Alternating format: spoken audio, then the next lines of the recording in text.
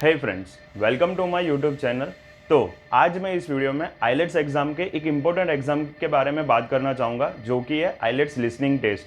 Islets exam में listening की exam एक इजी एग्ज़ाम भी है और एक हार्ड एग्ज़ाम भी है। आज मैं इस वीडियो में आइलेट्स एग्ज़ाम में कौन कौन से क्वेश्चन पूछे जाते हैं और उस क्वेश्चन को किस किस तरह से सॉल्व किया जाता है, कुछ टिप्स एंड ट्रिक्स बताऊंगा और इन दी एंड मैं आपको वो भी बताऊंगा कि आप कैसे प्रैक्टिस कर सकते हो और कहां से आप प्रैक्टिस कर सकते हो। वीडियो शुरू करते हैं और हम मिलते हैं इंट्रो के बाद में।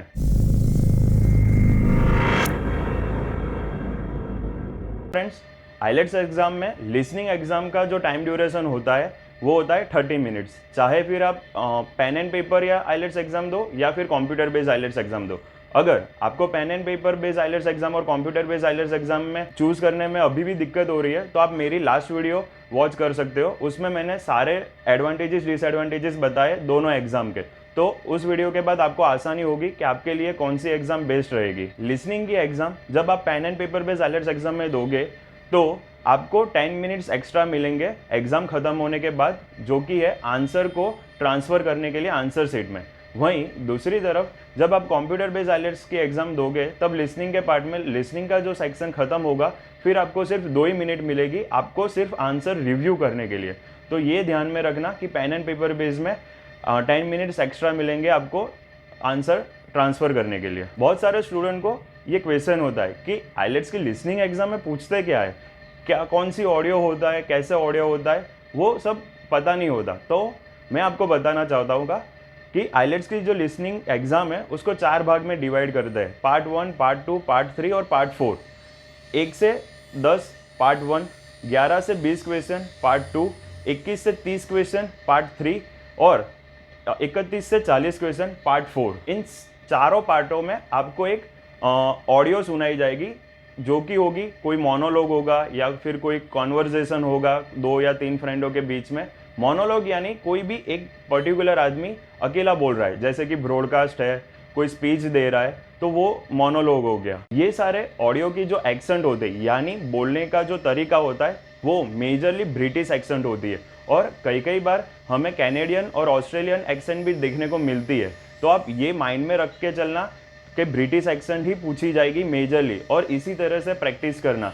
कोई वेब सीरीज देखो या ऐसा कुछ भी देखो जिससे आपका ब्रिटिश एक्सेंट की सुनने की क्षमता अच्छी हो। बहुत सारे स्टूडेंट को माइंड में क्वेश्चन होता है कि आइलेट्स की जो लिसनिंग के एग्जाम है उसमें कौन कौन से और किस किस तरह से क्वेश्चन पूछे जाते हैं। तो मैं आपको बताना चाहूँगा कि आइलेट्स की जो एग्जाम होती है लिसनिंग की उसमें MCQ पूछे जाते हैं, जैसे कि जनरल MCQ, जैसे 3 ऑप्शन दिए होंगे उसमें से आपको एक सिलेक्ट करना होगा।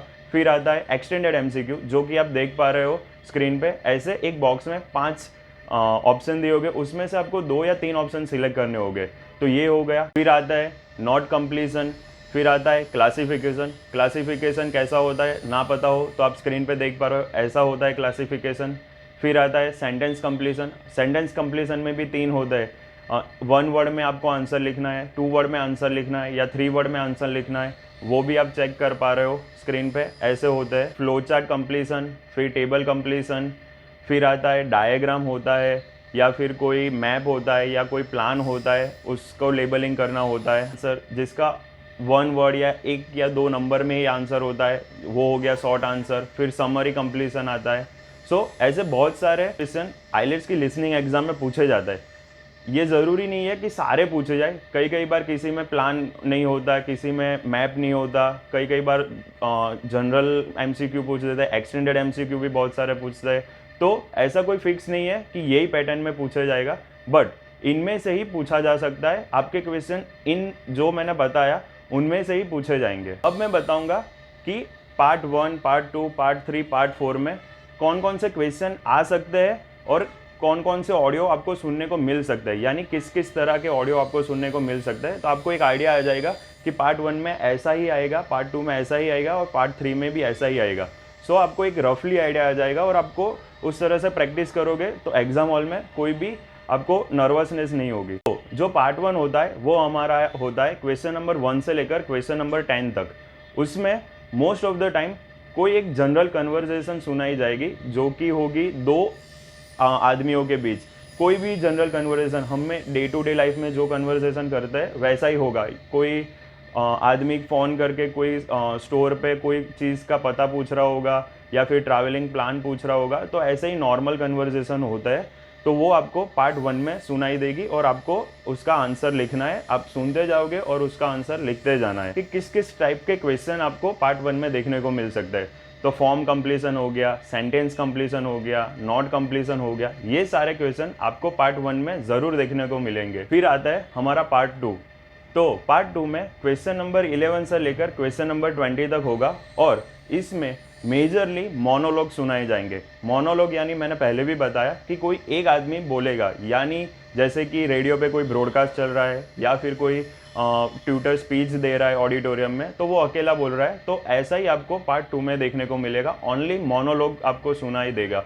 तो उसको सुन के आपको आंसर्स लिखना है। पार्ट 2 में आपको क्वेश्चन होगा कि कौन कौन से टाइप के क्वेश्चन पूछे जाएंगे। तो पार्ट 2 में एमसीक्यू पूछे जाते हैं, एक्सटेंडेड एमसीक्यू पूछे जाते हैं, जो मैंने आपको पहले बताया, अभी भी शायद स्क्रीन पे आ रहा होगा तो आपको पता चल जाएगा कि एक्सटेंडेड एमसीक्यू कैसे होता है। फिर आता है क्लासिफिकेशन, फिर कोई डायग्राम भी पूछा जा सकता है पार्ट 2 में। तो ये सब क्वेश्चन आने की प्रोबेबिलिटी बहुत ज़्यादा है। नेक्स्ट पार्ट जो कि है पार्ट 3, उसमें क्वेश्चन नंबर 21 से लेकर क्वेश्चन नंबर 30 तक हो गए और इसमें मेजरली हमें कॉन्वर्जेसन सुनने के मिलेगी। बट पार्ट 3 में जो कॉन्वर्जेसन होगी वो 2 लोग से ज़्यादा होगी, 3 लोगों में हो सकती है, 4 लोगों में हो सकती है। तो ये डिफ़िकल्ट पार्ट है, आइलेट्स की लिसनिंग एग्जाम का सबसे डिफ़िकल्ट पार्ट होगा तो वो पार्ट 3 है, क्योंकि इसमें हमें 2 से ज़्यादा लोग कॉन्वर्सेशन करते मिलेंगे। जैसे कि कोई बिजनेस में प्रोजेक्ट मैनेजमेंट चल रहा है तो वो सारे कुछ बात कर रहे होंगे, 3-4 स्टूडेंट अपना साइंस प्रोजेक्ट या कोई भी प्रोजेक्ट लेके ट्यूटर के पास गए तो वो ट्यूटर और 3-4 जो स्टूडेंट है वो बात कर रहे होंगे आपस में। तो ऐसा कन्वर्सेशन आपको सुनने को मिलेगा पार्ट 3 में। और ध्यान रखना, पार्ट 3 आइलेट्स लिसनिंग का सबसे हार्ड पार्ट है, तो उसमें उस तरह से प्रैक्टिस करना कि कम से कम आपकी गलतियां हो। पार्ट 3 में कौन कौन से क्वेश्चन पूछे जाएंगे, तो उसमें आता है एमसीक्यू पूछे जा सकते हैं, एक्सटेंडेड एमसीक्यू पूछे जा सकते हैं, क्लासिफिकेशन पूछी जा सकती है, समरी पूछी जा सकती है, फिर आता है फ्लो चार्ट, डायग्राम। ये सारे क्वेश्चंस आपको पार्ट 3 में देखने को मिल सकते हैं। बट एक चीज़ ध्यान रखना कि पार्ट 3 में जो एमसीक्यू पूछे जाते हैं उसकी लेंथ होती है बहुत ज़्यादा। जैसे कि आप स्क्रीन पे देख पा रहे हो, ऐसे एमसीक्यू पूछे जाते हैं जैसे आपका टाइम कंज्यूम हो उसमें उसको पढ़ने के लिए। तो ध्यान रखना ये बात। फिर आता है हमारा नेक्स्ट पार्ट जो कि है पार्ट 4। अब पार्ट 4 में क्वेश्चन नंबर 31 से लेकर 40 क्वेश्चन होते हैं और इसमें आपको most of the time monologue ही सुनने को मिलेगा, यानी कोई भी एक स्पीकर बोलेगा और आपको वो सुनना है और आंसर लिखना है। और ये जो मोनोलॉग होगा वो मोस्ट ऑफ द टाइम कोई यूनिवर्सिटी में कोई एक्सटर्नल ट्यूटर लेक्चर देने आया होगा वही होता है, और कोई भी टॉपिक हो सकता है, एंशिएंट हिस्ट्री से लेकर केमिस्ट्री तक कोई भी टॉपिक पे वो बोलेगा, आपको सुनना है। बट हाँ, एक ध्यान ये रखना कि पार्ट 4 में जो भी मोनोलॉग आपको सुनने को मिलेगा उसकी स्पीड कंपेरेटिवली पार्ट 1, 2 और 3 से ज़्यादा होगी। तो ये चीज़ आपके माइंड में ध्यान रखना और उसी तरह से आप एग्ज़ाम में बैठना कि उसकी जो स्पीड होगी वो स्लाइटली ज़्यादा होगी कंपेरेटिवली आगे के जो पार्ट मैंने बताए उससे। पार्ट 4 में आपको कौन कौन से क्वेश्चन टाइप देखने को मिल सकता है, तो नॉट कंप्लीशन हो गया, समरी कंप्लीशन हो गया, सेंटेंस कंप्लीशन हो गए। बट ये सारे 1 वर्ड में ही हो गए तो आपको ये इजी लगेगा, बट इसकी स्पीड ज़्यादा होने की वजह से ये डिफ़िकल्ट हो सकता है। आइलेट्स एग्ज़ाम का जो लिसनिंग की एग्ज़ाम होती है उसमें सबसे इम्पोर्टेंट रोल प्ले करता है इंस्ट्रक्शन। हर एक क्वेश्चन के ऊपर आपको इंस्ट्रक्शन दी होती है तो वो ज़रूर ध्यान से पढ़ना। जो स्टूडेंट इंस्ट्रक्शन पढ़ते नहीं है और पढ़ते हैं तो एकदम रफली ले लेते हैं कि कोई नहीं, चलो इंस्ट्रक्शन ही है, तो उसको ऐसा मत लेना, क्योंकि इंस्ट्रक्शन में क्लियरली लिखा होता है कि आंसर इन 1 वर्ड और अ नंबर। तो आपको आंसर एक ही वर्ड में लिखना है और एक ही नंबर में। आपका आंसर जो 2 वर्ड में होगा और एक वर्ड सही भी होगा जो आपका आंसर होगा, फिर भी वो गलत दे देंगे क्योंकि ऊपर क्लियरली लिखा हुआ है कि आंसर इन 1 वर्ड। सो वो ध्यान में रखना कि क्या इंस्ट्रक्शन दी है, answer in 1 word, answer in 2 word, answer in 3 word. अगर आंसर इन 3 वर्ड लिखा है तो आपको 3 वर्ड में ही आंसर देना होगा, तब 2 वर्ड में भी दोगे तो आपको आपका जो आंसर है वो गलत हो जाएगा। तो ये सारे आंसर को ध्यान में रख के आप लिखना कि इंस्ट्रक्शन में क्या लिखा हुआ है, उसको ध्यान में रखना और फिर लिखना। और मोस्ट ऑफ द इंस्ट्रक्शन मैं यहाँ पे शो कर देता हूँ, जैसे कि ये सारे इंस्ट्रक्शन आपको देखने को मिलेगी हर एक क्वेश्चन के ऊपर, जिस जिस तरह से क्वेश्चन पूछे जाते हैं उसमें से। अब मैं आपको लिसनिंग एग्ज़ाम को क्लियर कैसे करते हैं उसके लिए कुछ ट्रिक्स बताऊँगा, जिस ट्रिक्स को यूज़ करके आप अपनी लिसनिंग के एग्ज़ाम के बैंड बढ़ा सकते हो और मैक्सिमम टू मैक्सिमम आपके आंसर सही हो गए। एंड फॉरमोस्ट ट्रिक्स यही है कि इंस्ट्रक्शन जो भी दिए उसको केयरफुली पढ़ो। फिर दूसरी ट्रिक्स ये है कि जो इंस्ट्रक्शन पढ़ रहे हो उस पर लिखा है 1 word, 2 word, answer in 1 word, answer in 2 word, answer in 3 word, तो उस पर अंडरलाइन कर दो। तो जब भी आप आंसर लिखोगे तो आपको माइंड में रहेगा कि ये फिल इन द ब्लैंक्स है, जिसको 1 वर्ड में ही लिखना है या एक नंबर में ही लिखना है। ये हमारी नेक्स्ट ट्रिक, जब भी आप कोई क्वेश्चन शुरू करोगे उससे पहले आपको 20 सेकंड का आपको टाइम दिया जाएगा क्वेश्चन को रीड करने के लिए। जैसे कि एक ग्रुप है पार्ट 1 में, क्वेश्चन नंबर 1 से 7 का एक ग्रुप है, तो उसको आंसर करने से पहले 20 सेकंड आपको दिए जाएंगे उस क्वेश्चन को रीड करने के लिए। तो ये टाइम में आप जब क्वेश्चन रीड कर रहे होगे तो मेन जो वर्ड है उस पर अंडरलाइन करते जाओ। तो जब भी आप ऑडियो में वो वर्ड सुनोगे तो पता चल जाएगा कि इसके बाद अभी ये आंसर आने वाला है।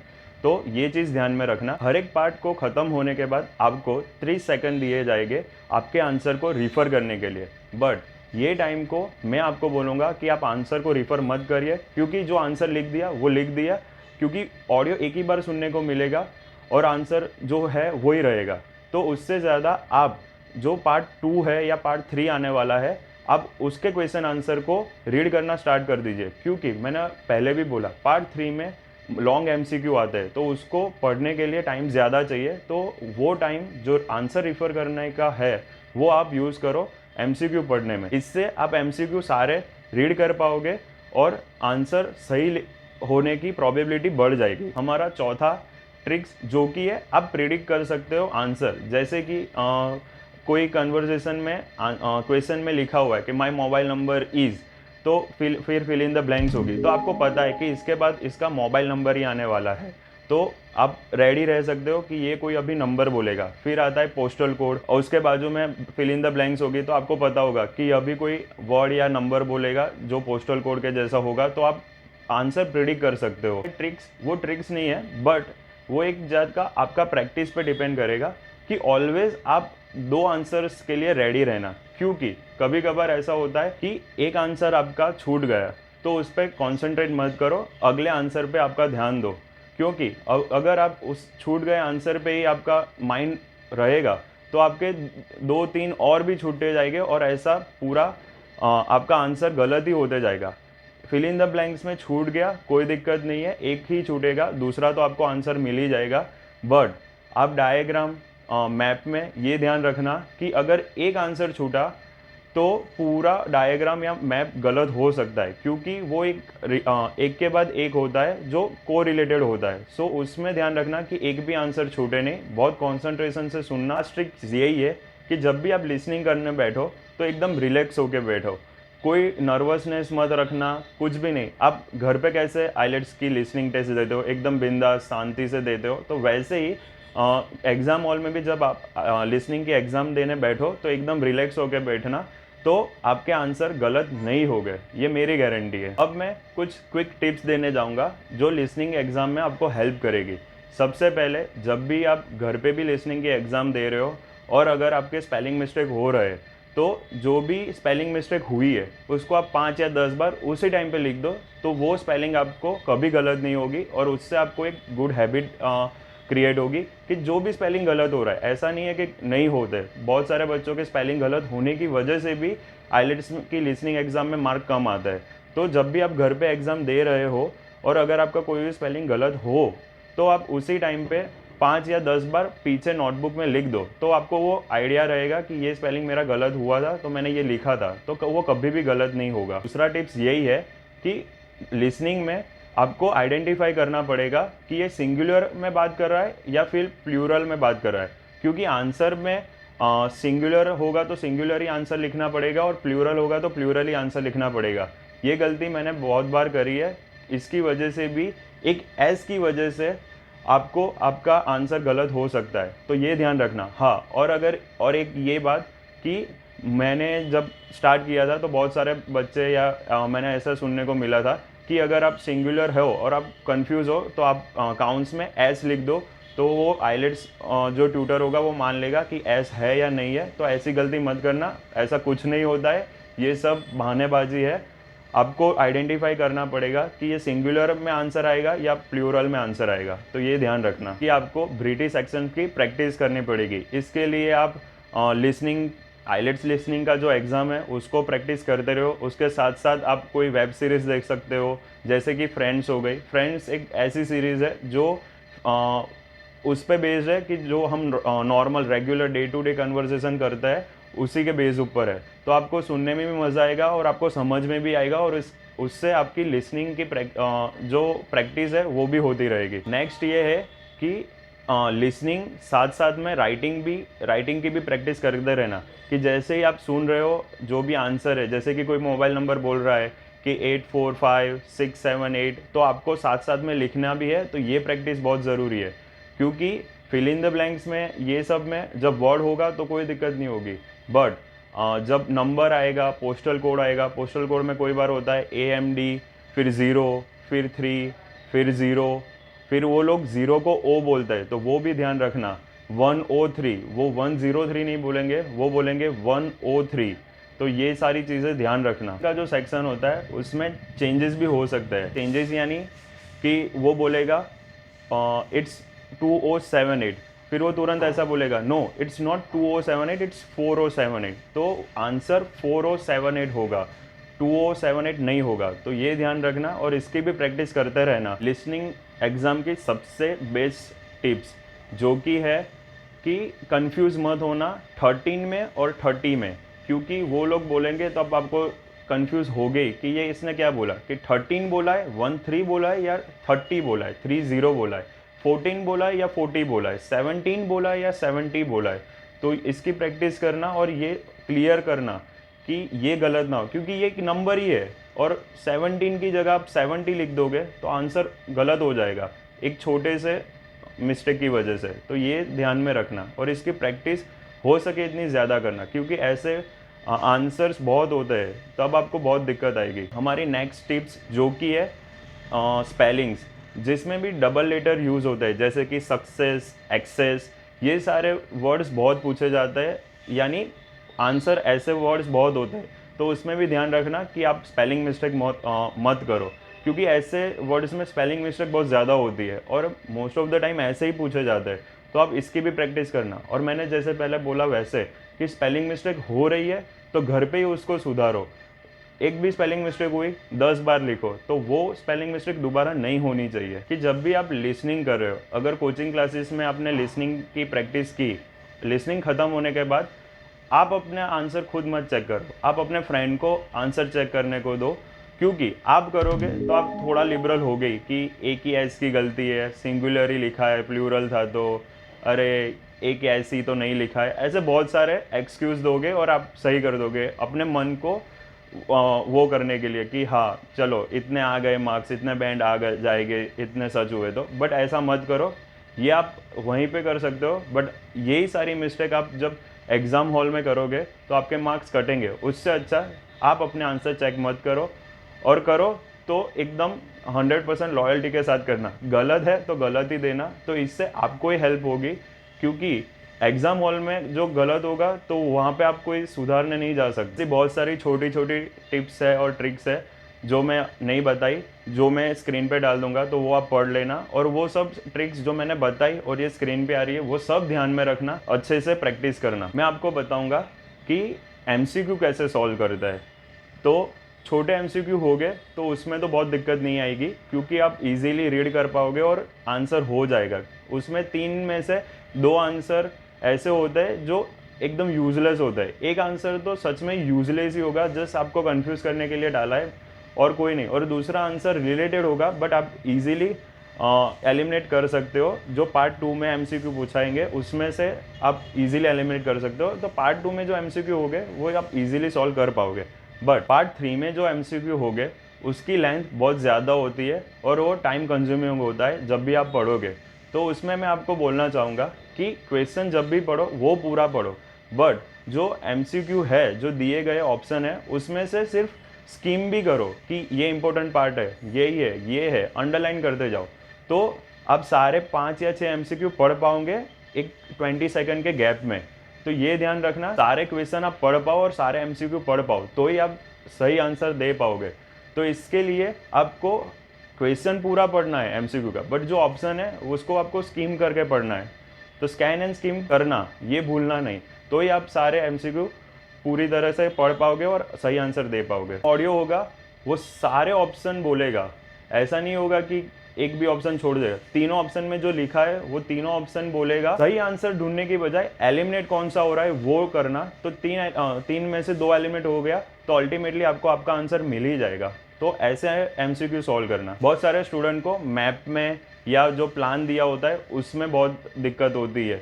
तो इसके लिए मैं बोलना चाहूँगा कि बहुत सारे मैप में आपको एंट्रेंस दी होती है कि यहाँ पे खड़े हुए, तो आप इमेजिन करना कि आप वहाँ पे ही खड़े हुए और फिर वो जैसे जैसे बोले वैसे वैसे आप भी आगे बढ़ना। माइंड में एक इमेजिनेशन से करोगे मैप, तो आपका एक भी आंसर गलत नहीं होगा। और नॉर्थ, साउथ, ईस्ट, वेस्ट ऊपर जो डायरेक्शन दी होती है, तो कभी कभार जो ऑडियो में ऐसा बोलता है कि नॉर्थ ईस्ट, आपके क्वेश्चन पेपर पे नॉर्थ साउथ ईस्ट वेस्ट, और आप जो नॉर्थ ईस्ट है वो भी ड्रॉ कर देना, तो आपको पता चलेगा कि नॉर्थ ईस्ट बोला है तो इस तरफ इसने डायरेक्शन दी है, तो आंसर ये साइड होगा। तो ये सारी चीज़ें आप पहले ही प्रिपेयर करोगे, जब घर पे प्रैक्टिस कर रहे हो तभी ये सारी टिप्स एंड ट्रिक्स यूज़ करोगे, तो एग्जाम हॉल में कोई भी दिक्कत नहीं आएगी आपको मैप सॉल्व करने में। अब सवाल आता है कि प्रैक्टिस कहाँ से करें।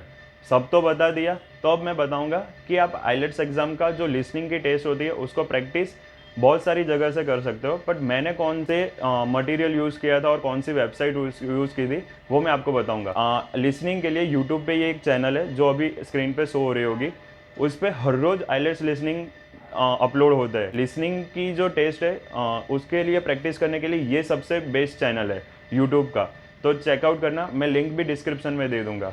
फिर आता है हमारी जो कैम्ब्रिज की आइलेट्स एग्ज़ाम की जो बुक होती है वो 5 डाउनलोड कर लो। एक बुक में शायद 4 या 3 लिसनिंग होते हैं, तो 5 बुक आप सॉल्व करोगे तो कम से कम 15 से 20 लिसनिंग की टेस्ट वहाँ से हो जाएगी। अभी आप बोलोगे मैं तो कंप्यूटर बेस्ड आइलेट्स एग्ज़ाम की प्रिपरेशन कर रहा हूँ, तो मेरे लिए कौन सा मटेरियल है, तो उसके लिए भी मेरे पास वेबसाइट है।